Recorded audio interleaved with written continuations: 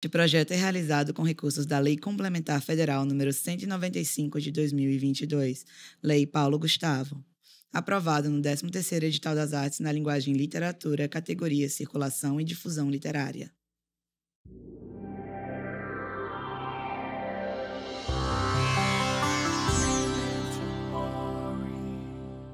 Olá, olá, queridos ouvintes! Bom dia, boa tarde, boa noite para você que chegou junto e que está aqui com a gente no 5º episódio do Memento Mori. Estamos aqui, eu e Rebeca Gadelha. Beca, diz aí das boas-vindas. E aí, gente, tudo bem? Bom dia, boa tarde, boa noite. Não sei que horas vocês estão ouvindo. Talvez até de madrugada com insônia, quem sabe? Não sei se minha voz ajuda alguém a dormir. Bom, então, a gente está aqui trazendo duas convidadas especialmente para nos presentear com, claro, você já sabe, o podcast que nos lembra que somos mortais. Então, as vozes que se unem a nós nesse dia, no 5º podcast, são de Iana e de Fernanda. Fernanda Cruz e Iana Selle. Disse certo? Certo. Então, quem vai começar primeiro? Fernanda, pode ser você? Pode, claro. Vamos ouvir. Fernanda, me fala, né? A Fernanda mesmo é quem vai dar voz à sua apresentação. E, claro, gente, dizer da preciosidade que é o livro Preciso Saber, que hoje é quem está aqui na mesa da nossa literatura para que a gente possa dar movimento a esse trabalho.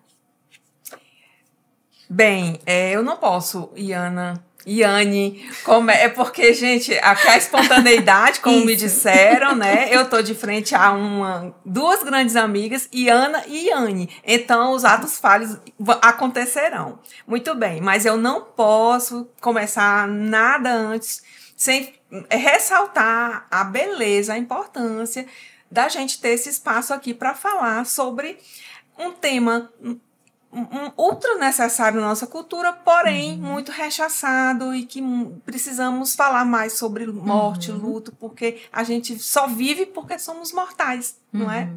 Nossa travessia, né? Então, assim, gente, Fernanda é psicóloga e também multiartista. Eu disse bem dizendo multiartista, como é que tu se percebe, né? Não assim, não completamente. Não dessa forma, com essa intensidade. Eu gosto, Iane, de me apresentar como uma artesã. Né? Desde sempre eu me vejo muito envolvida, minhas memórias mais remotas de infância são transformando tudo que me via que me chegava às minhas mãos. Então eu gosto muito de me apresentar como uma artesã e, sobretudo, uma artesã da vida, porque é o que a gente faz na vida, é se reinventar. Então, e agora, dando voz a Iana Selle. Gente, vocês podem rir, porque aqui a gente tá rindo. E assim, nos bastidores... com 3 psicólogas. Só eu que não sou da psicologia. Mas, então, Beca, mas a gente tá no Mas movimento. Trabalha com arte, também, então, gente, os atos falhos aqui, os risos são nos frouxos. Pertence. Tudo é da arte, né? Então, vocês podem rir, porque esses trocadilhos da Fernanda estão aqui quentíssimos. Eu sou Iane, vocês já sabem. Eu sou Iana. Então escutem a voz de Iana. Fala, Iana, te apresenta pra gente. Eu sou Iana Selle Bezerra, né? Eu sou psicanalista também. Minha formação inicial é psicologia. E a Fernanda me convidou para a gente fazer junto esse livro, e vocês nos convidaram para a gente falar desse livro, e é super gostoso ter essa oportunidade. É um tema realmente muito difícil para algumas pessoas, né? E eu acho assim que falar do luto, como a Fernanda disse, né? Falar da morte é falar da vida. Eu acho que isso qualifica o nosso dia, porque quando a gente fala da morte, a gente tem mais clareza de que o que a gente tem é o dia de hoje. Então, é muito importante a gente estar aqui podendo levar esse tema e trabalhar para que as pessoas cada vez mais se sintam mais à vontade para poder falar disso. E as pessoas, com certeza, nossos ouvintes, querem saber como é que esse tema, essa temática toca a cada uma de vocês que endereçaram vocês a construírem, né, a fazerem o passo a passo do livro Preciso Saber. É um livro, diga-se de passagem, que é feito todo com origami, né? As fotos são todas de origami, coisa que eu achei lindíssimo, todo um trabalho em papel, que eu imagino que deva ter dado um trabalho gigantesco,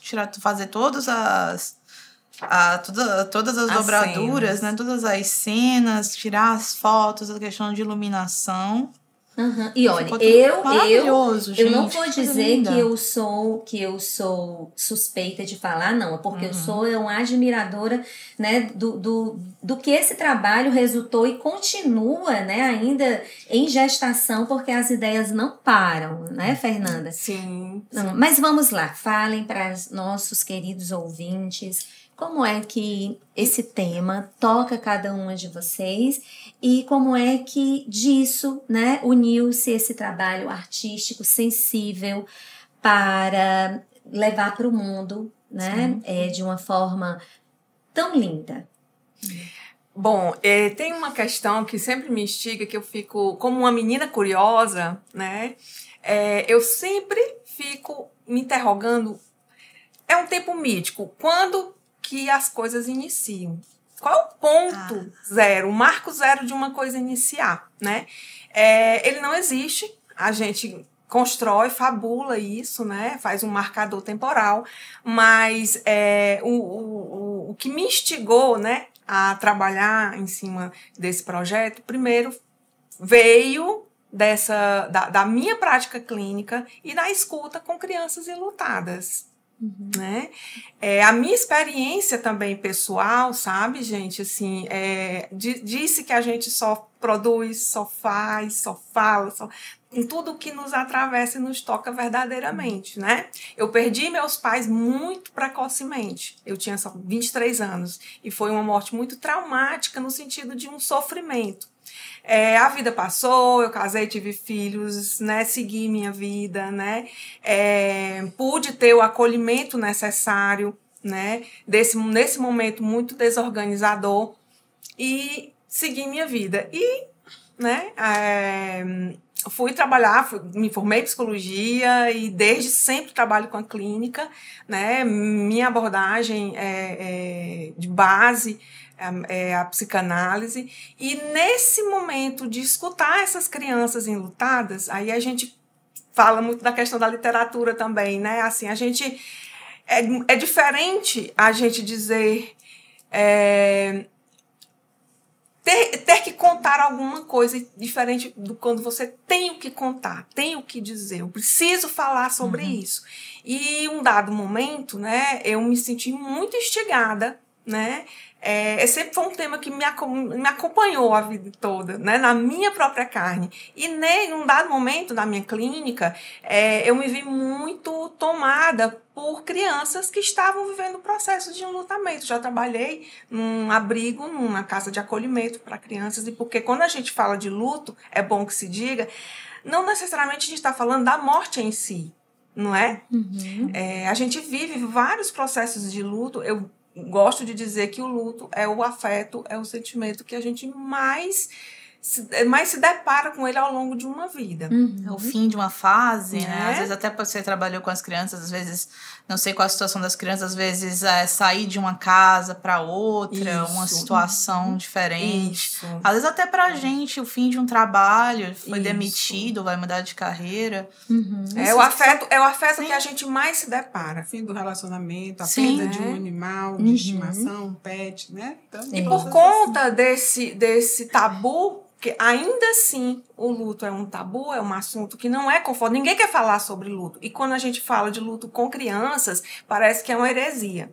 E aí eu me vi diante de várias histórias, são histórias clínicas, né? Esse livro é uma ficção, mas ele é baseado em histórias reais, né? De crianças enlutadas e da dor desses adultos que também estão enlutados, de não conseguirem ter recursos emocionais suficientes de comunicar para essa criança sobre essa perda. Aí eu estou falando de uma perda mesmo, né? De alguém significativo, porque, sobretudo, nós só nós só sofremos o luto de uma perda que nos é significativa, porque eu não vou sofrer em torno de algo que, para mim, ou algo ou alguém, né, ou uma situação que não me seja importante. Né? Quanto mais importante, maior esse processo toma envergadura. E tudo surgiu daí, né? Esse desejo, essa vontade de transmitir alguma coisa, de não ficar com aquilo só das quatro paredes do consultório. E eu disse, eu precisava fazer alguma coisa com isso, né? Que alcançasse mais pessoas. E longe de ser um manualzinho. Como falar de luto para a sua criança, né? Nada contra, eu acho que toda obra literária, ela tem a sua função, ela ocupa a sua função, mas desde sempre a ideia não era essa, né? E aí as coisas foram acontecendo, eu fui construindo aí, né, uma narrativa muito singular, mas eu não me autorizava a fazer esse muito processo. Poética, né? Ela fica mais no caminho da poesia, tanto visual, né, quanto pela própria estrutura do texto. Pelo menos para mim foi o que remeteu.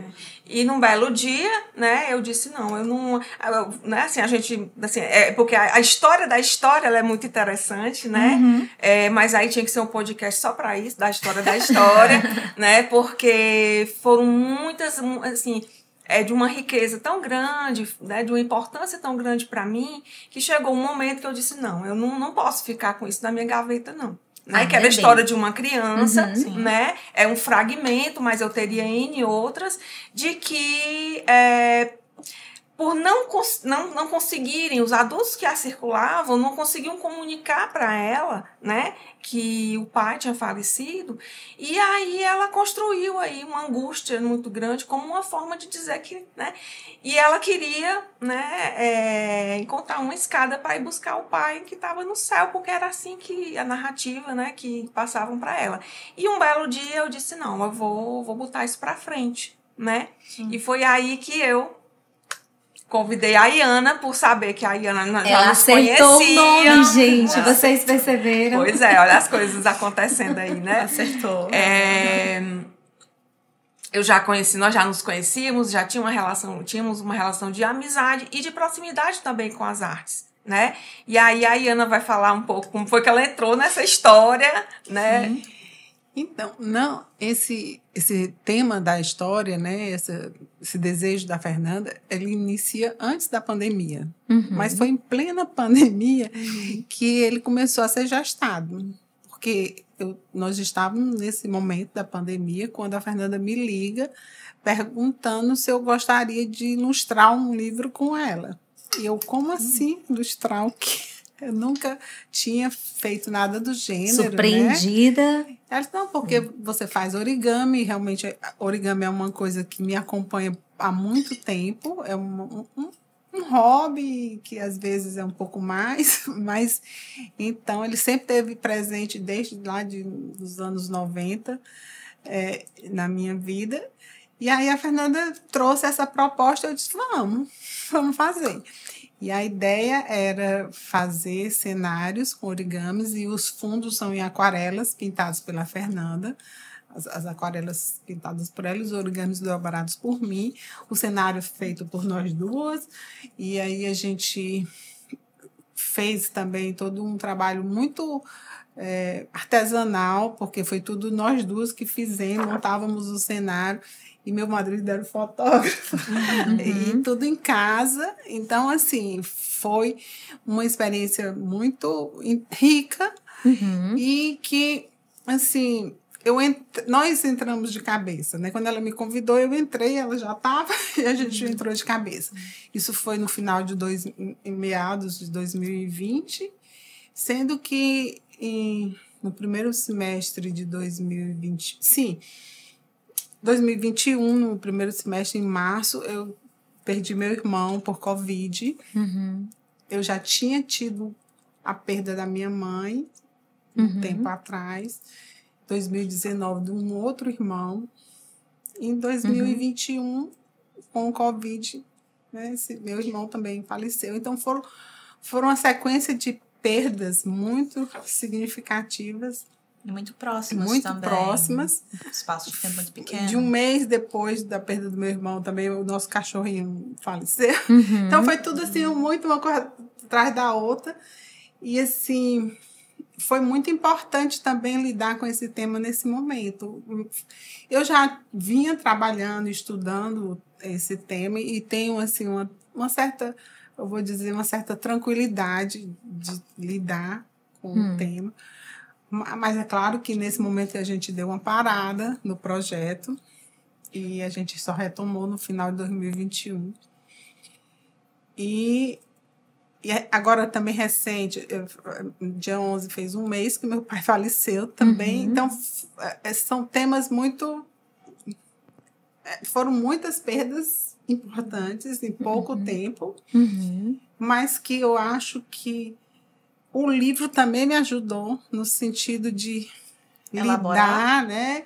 De elaborar, de poder entender cada vez mais que essas perdas fazem parte da vida, né? Ter os recursos, né, Iana, para lidar com isso, que é como se a gente estivesse materializando tudo aquilo que a gente colocou ali, né, numa obra. Sendo que essa obra, ela também, assim, a arte imita a vida, né? Embora seja uma ficção, é bom que se diga, mas não há como a gente não se identificar com aquilo que nos toca. E assim, fale, Ana. Esse livro, esse tema, a forma como a gente quis trazer, né, é um livro para todas as infâncias, né? A gente costuma pensar e dizer que diante da morte todos somos infantis, né? Vem o choro, vem a tristeza, vem o desamparo, vem o vazio, que eu estou sentindo nesse momento. Mas não com um sentimento de culpa, nem de dor intensa, que não podia acontecer, né? Mas como uma coisa que é fato, que acontece, e que a gente tem que seguir inteira. Ainda que tenha um vazio, porque é assim, a gente é inteira mesmo. E que não quer dizer que a gente, por trabalharmos com luto, estaremos blindadas ou mais preparadas para tal. Porque isso eu acho que a importância desse trabalho aqui é isso, é a gente ir desmistificar um pouco para as pessoas todas essas construções imaginárias que elas só servem para atrapalhar a nossa vida, para trazer mais sofrimento para um momento de dor, porque a dor é inerente, né? E nós não temos uma fórmula, né? E a proposta do livro é essa, não é um manual, porque não há um manual, muito embora existam obras de literatura, talvez a gente não as considere como literatura, não é? Porque é uma questão técnica também, é conceitual, mas ela tem o seu serviço. A ideia é que a gente possa se servir da arte como um meio para que a gente possa fazer esses atravessamentos. E voltando ainda na fala da Iana, gente, vocês estão percebendo? Me veio aqui a curiosidade, né? E ao mesmo tempo a reflexão, que foi o seguinte, vejam aí vocês, acompanhem aqui o que eu vou falar. Quando a Iana, né, nos compartilha e afetivamente, né, a gente agradece por você trazer para esse podcast esse seu percurso, né, e que se atualiza de uma forma tão recente também, né, há um mês, como você nos compartilha, né, da morte do seu pai. Mas veja bem, o que eu quero aqui mencionar é um luto atualiza outro. Isso. Né? Porque nós, sendo seres de história, né? Então, assim, e vem isso que se atualiza.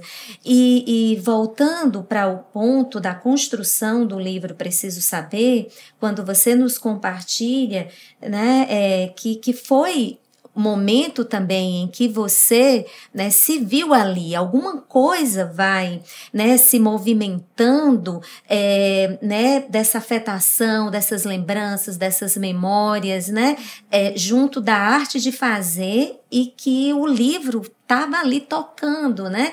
Mas como a Fernanda coloca, não é um livro de direcionamento, de diretrizes, não é um manual. Mas, gente, vocês, se não viram ainda o livro, procurem, né? Preciso Saber, é o título, né? Fernanda Cruz e Ana Bezerra como autoras, e é um livro que, para mim, pessoalmente, não foi por acaso que eu foi uma recomendação tua, né, Yane?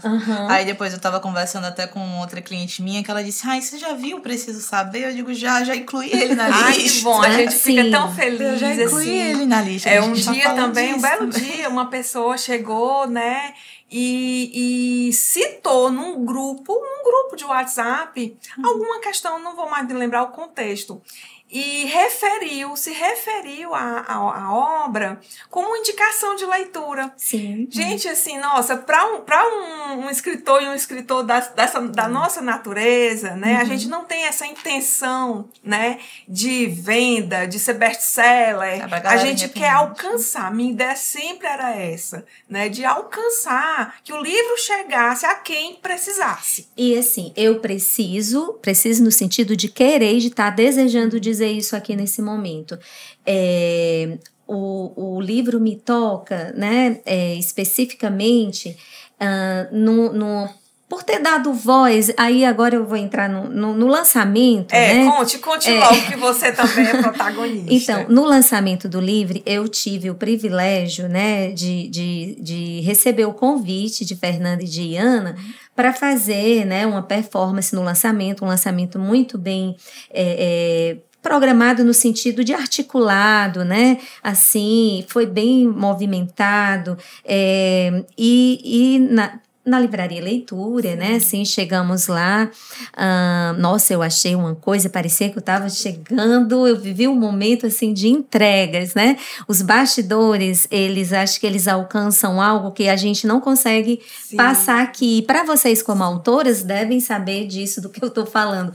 Mas, gente, Fernanda e Ana me convidaram para fazer uma performance lá e assim, né? Fiz uma apresentação e que não teve como não, por isso há pouco diziam, né, um luto atualiza outro. Sim. Não, o sentimento mais latente, né, que me veio para dar voz a esse personagem, veio, né, assim, daquela criança. Qual foi a frase que vocês disseram?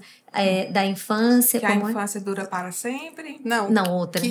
Diante do luto, todos somos infantis. Que frase? Eu vou anotar, tá? Anotem aí também. Diante do luto, todos somos infantis. Além de me arrepiar, saibam que eu tô aqui sentindo essa frase que me remeteu a querer falar, porque foi isso. Sabe, dar voz a essa criança, né? E ouvir essa frase, né? Diante do luto, todos somos infantis.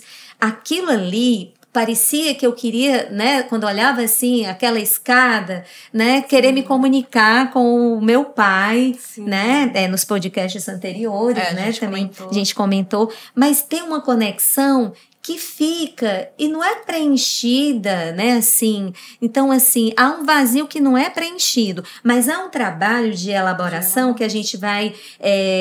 tem até um cartão que vocês colocam no livro, que é saudade, né? Tem, aqui no final, lá bem no finalzinho mesmo, né?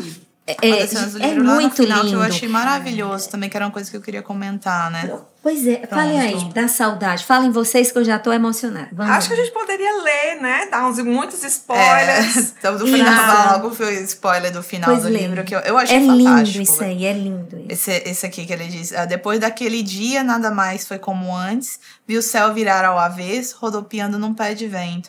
E no susto de um instante, a tristeza deu lugar a um novo sentimento, a saudade. Saudade é como esperar, não tem muito o que explicar. Todo mundo um dia sente até se acostumar. E aí ele prossegue, né? Falando como é que foi. E tem o final, para não dar tanto spoiler para vocês, que ele diz: descobri que o céu do papai está aqui bem dentro de mim. Sim. É perceber que foi um final, mas que também tem algo que continua. algo que continua de maneira interna, dentro dessa nossa elaboração, que as pessoas evitam falar do luto, evitam falar da tristeza porque dói. E aí, na pureza, sabe, Rebeca, esse é o grande equívoco, que assim, a missão que a gente tem isso como uma missão, né, de tratar para as pessoas, porque eu acho que tem uma camada também informativa, né, de desmistificação, no geral, e não é um erro, é uma ignorância no sentido das pessoas ignorarem, né, de entenderem que é inadmissível a gente pensar uma criança sofrer. É inadmissível para o nosso narcisismo, nós, enquanto no auge do nosso adultocentrismo, supondo que isso é grande coisa, né? A gente não tolera, não suporta ver uma criança sofrer. Né?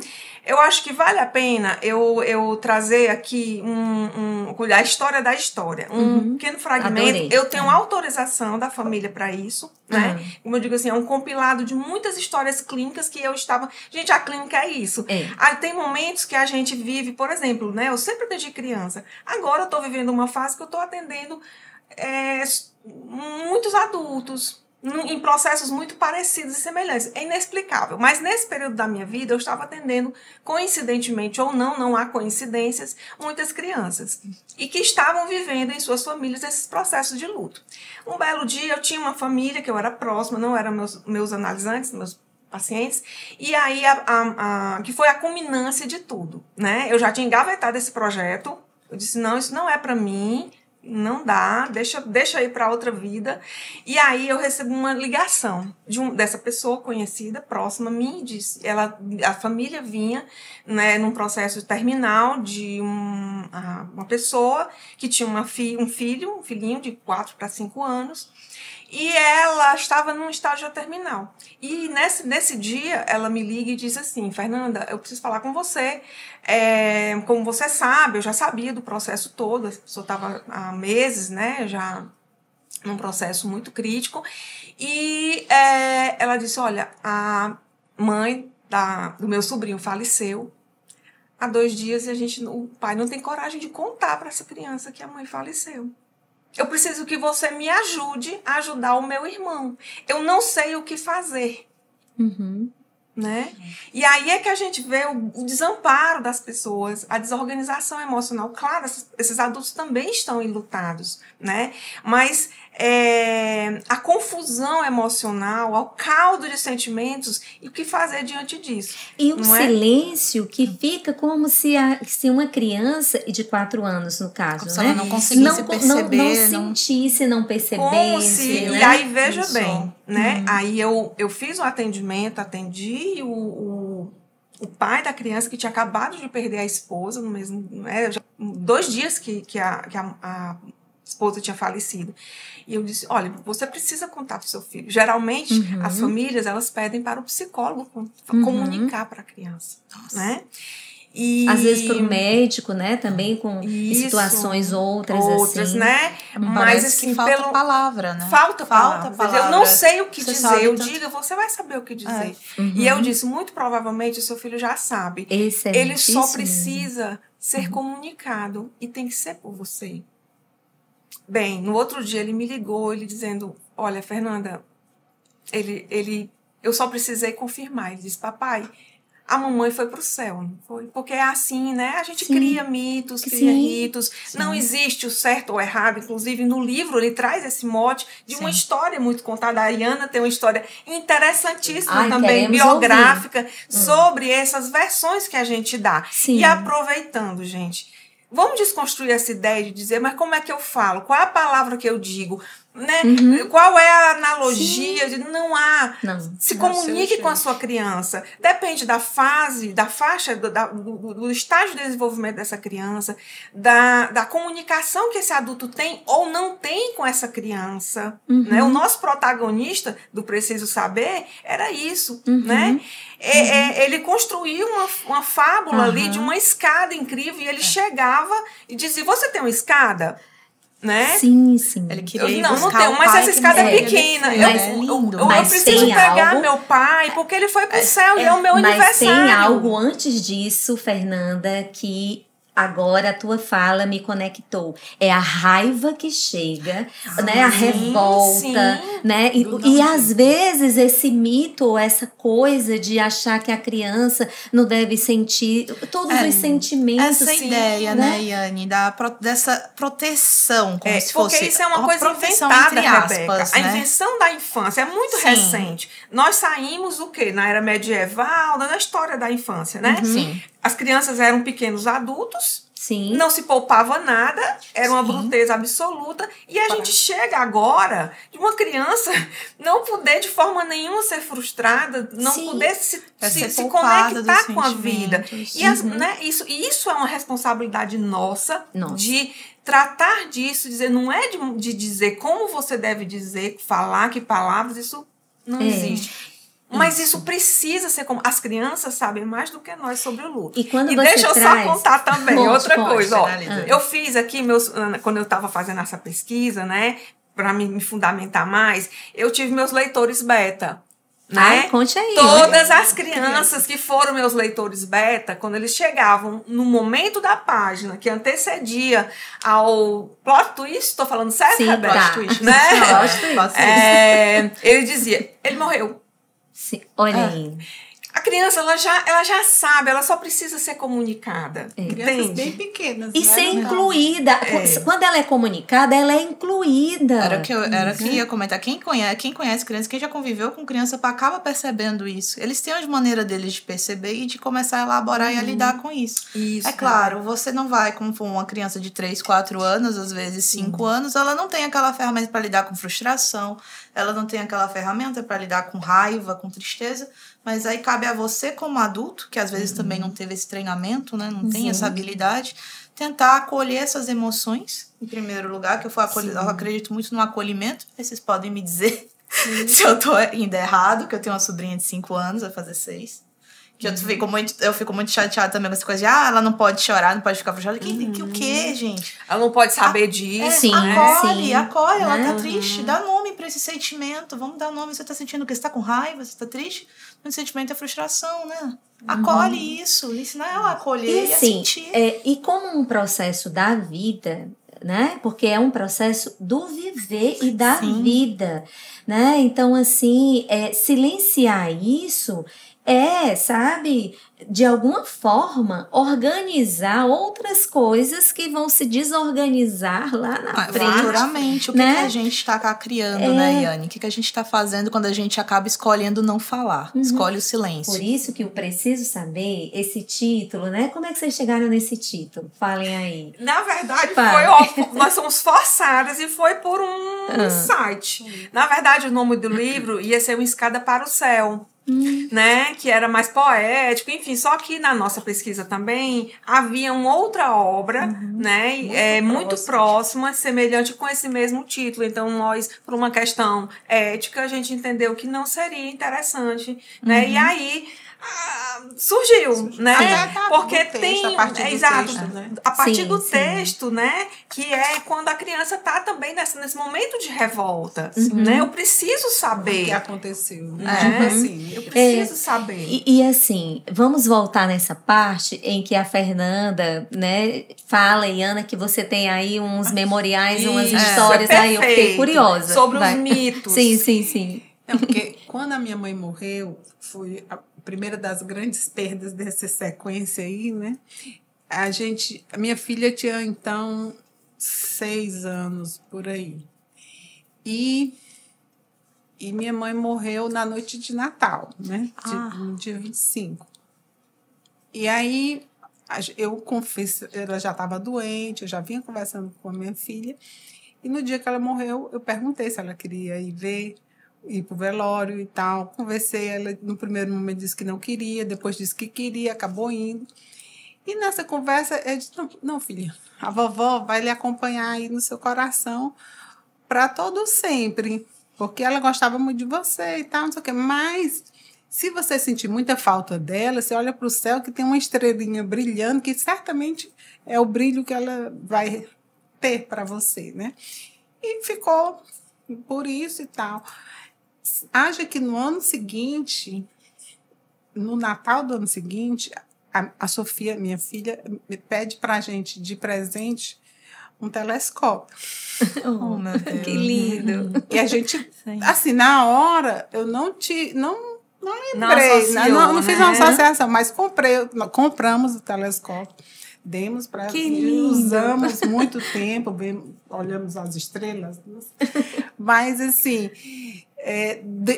pouco tempo depois eu fiz Fez o link, né, de que e depois eu conversando com ela, ela confirmou, né, esse link de que queria ver as estrelas, queria ver de alguma forma a minha avó. É porque, gente, é tão curioso assim, ó, como eu digo assim, ó, eu digo sempre assim, ó, gente, as crianças entendem de estrelinha, entendem de Papai Noel, do mesmo jeito que é entender de morte. Sim. É tudo simbólico, elas não simbólico. alcançam essa ainda simbólica, tudo a depender, simbólico. claro, né? A gente está falando aqui no caso, né, de crianças pequenas, que até cognitivamente, né? Então, assim, não é uma questão de compreender, de entender, não é nada entendível, é de elaborar, Sim. né? É de elaborar. E assim, dar recursos, né? Porque como a gente, essa coisa de trabalhar com a palavra, né? Então, assim, nomeia, mesmo que não alcance essa compreensão, né? Mas o processo de elaboração é contínuo naquilo que não é omitido, né? Nem escondido, porque já pensou, né? Essa coisa, a palavra que me veio foi oco. O oco que fica, né? Daquilo que não é dito, mas já é percebido, silenciado por uma criança. Sim, e né? vai produzir sintoma. Claro, né? Mas assim, porque olha isso só... também, sabe, gente, é um gesto político. Você comunicar para uma criança. É a biografia dela, é a história dela. Veja, assim, a mãe da criança, isso eu teria N histórias, N casos, clínicos, não clínicos, né? Enfim, a literatura, a riqueza da literatura em relação a isso.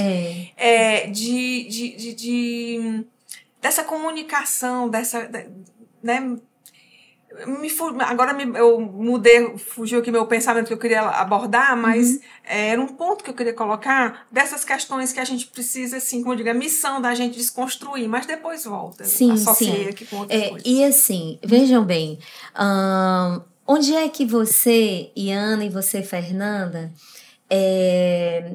alguma coisa, né, que vocês olhem, que vocês percebam ou entendam ou compreendam que o preciso saber poderia, né, estar, né? Aonde quero que esse livro chegue, que voz é essa que está aqui, né? Que, digamos, aqui é um podcast, então se você está nos ouvindo, já sabe da existência do Preciso Saber, um livro, né, que digamos, eu vou falar algo que pode ser besteira para todas as idades, mas vocês dirão melhor que eu, né? Assim, aquilo que toca, né? E que tipo desperta, e que você tem dificuldade, se você tem dificuldade de lidar, que nós também temos. Eu não estou vendo Iana, nem Fernanda, nem Rebeca, e nem eu, Iane, e Moisés, que tá ali no PA, viu, gente? Tá gravando.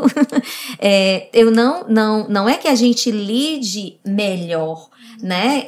Com essa temática, com esse tema, a gente vai aprendendo, né? Mas a gente toca nesse assunto. Também. Mas você vai encontrando mais recursos. Recursos, isso mesmo, né? Porque é uma coisa de realmente toca, né? Toca de uma forma que a gente percebe que não dá para escapar, e como não dá para escapar, a gente foi transformado num livro, agora num podcast, e você que está ouvindo de alguma forma chega, tá com dificuldade, conhece alguém que tem dificuldade. Tá passando, né, pelo processo de luto também. Isso, então o Preciso Saber foi organizado, pensado, elaborado, né, e tá no mundo, né, um livro que tá no mundo, com essa... A gente vai para a segunda tiragem. Olha aí, olha coisa boa. Entra na fila aí, né? Então, assim, com essa perspectiva, eu prefiro essa palavra do que proposta, né? Com essa perspectiva, por isso que eu dizia, né? Onde é que vocês acham,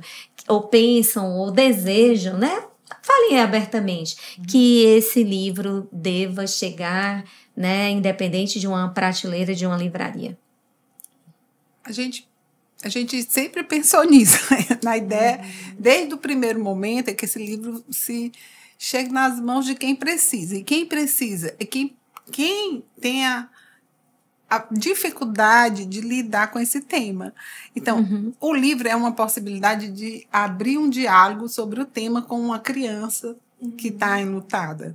Mas não só quando a gente diz que diante da morte todos somos infantis, é para todas as infâncias. É para nós adultos também, que às vezes temos o não dito de perdas que foram sendo acumuladas, por exemplo. É para aquele que precisa falar sobre esse tema. E aí, nessa perspectiva, o nosso sonho é que fosse para todas as escolas. A gente tem esse sonho. Eu amei escutar isso, porque eu estava aqui nessa sintonia. Digo, gente, é um livro para estar nas escolas. E a gente vê muito nas escolas, principalmente públicas, esses processos de luto com os adolescentes. Eu mesma, como PDT, também tive que lidar várias vezes com isso. Então, assim, olha, nada mais atraente ou, digamos, que chega, né, como uma fonte, né? Nada mais nesse sentido de ser uma fonte que chega para jorrar esse alcance desse livro. Eu acho sensacional que dentro dos sentidos de vocês tem aí também, né, essa via de alternativa que chegue às escolas. Porque nem toda criança vai estar num consultório de psicologia elaborando... Nem toda criança tem os pais com condição financeira de adquirir um livro. Ou mesmo que seja em projetos de clínicas, escolas. Ou até biblioteca comunitária também. Esse livro é para ir para as escolas. Então, eu já estou dizendo isso audivelmente, mas ouvir de vocês, porque... Sabe, é para isso. Hoje em dia, os educadores, né? As escolas têm projetos de vida, né? Tem várias formas. A própria psicóloga na escola, né? Ou então na escola pública mesmo, né? Que chegue lá de alguma forma, que seja voz, esse livro seja voz. E eu não posso sair daqui sem deixar de ressaltar, e sim, isso foi algo muito inovador no sentido mesmo do ato criativo que a gente teve, sabe? Esse livro, assim, ele tem uma perspectiva, primeiro ele é um livro objeto, é para ser mexido, tocado, o livro abre, e também a gente faz uma proposta, por que origamis? As pessoas não tem que ser um outro podcast pra gente falar só de origami, mas origami é isso, você transforma um quadrado de papel numa dimensão e uma bidimensionalidade. E o que a gente faz com o luto? É transformar. É ressignificar, né? É transformar a dor em saudade. Sim. E aí a gente tem essa perspectiva oficineira também, de materializar isso, de ajudar as pessoas a materializarem e transcenderem através da arte. Inclusive, todos os elementos que a gente utilizou, a borboleta, o lagartinho, a tulipa, o próprio tsuru, né? O tsuru, que é né? uma garça que representa paz, saúde, bons fluidos, digamos assim. Todos eles têm uma significação, um simbolismo de transformação, de renovação. Todos eles, nenhum foi usado aleatoriamente, todos foram usados pensados, né? Pensados. E assim, no final do livro tem uma folha, né? Umas folhas para que cada um se aventure a fazer. De origami, né? E tem toda a indicação como dobrar seu tsuru, né? E eu lembro que vocês falaram no lançamento, né? Tinha uma cortina linda, gente, cheia de tsuru. Se você fizer 1000, você tem um desejo eu digo, essas danadas, eu disse, eu não fui contar lá, né? Mas assim, a cortina, vocês guardaram aquela cortina? Mas é claro, doente a roupa. E a sua roupa também, porque a Yane, ela materializou o personagem do livro. Ela era esse personagem que ela deu corpo, né? Porque no livro ele não tem face. A gente também fez isso propositalmente, né? Não tem face, não tem cor. Apenas na última página ele aparece de uma outra forma. Transformar. Um momento muito ímpar, muito significativo mesmo, e a palavra que eu disse no início, que foi um privilégio, né, para mim, tá nesse movimento aí do Preciso Saber, e como para mim e para a Rebeca também, para a gente ir finalizando, né, que vocês viram que hoje a gente foi bem mais além. Hoje a gente esticou. Porque realmente, né, o mérito de ouvir vocês com essa, né, proposta, com esse movimento do Preciso Saber. Então, a gente agradece, né, Beca? Agradece muitíssimo, né? A Iana e a Fernanda, pra não errar, pela companhia hoje, certo? Muito obrigada pela participação de vocês. Muito obrigada a você, ouvinte, Moisés, também da equipe. Aqui a Gabriel, que ainda deve estar, que a essa altura deve estar ainda no mídia social. A própria Iane aqui. Todo mundo aqui que está somando com o projeto, já que a gente está se encaminhando também para os episódios finais. E a frase que eu já escrevi aqui: diante da morte todos somos infantis. Fiquem e até a próxima. Beijos.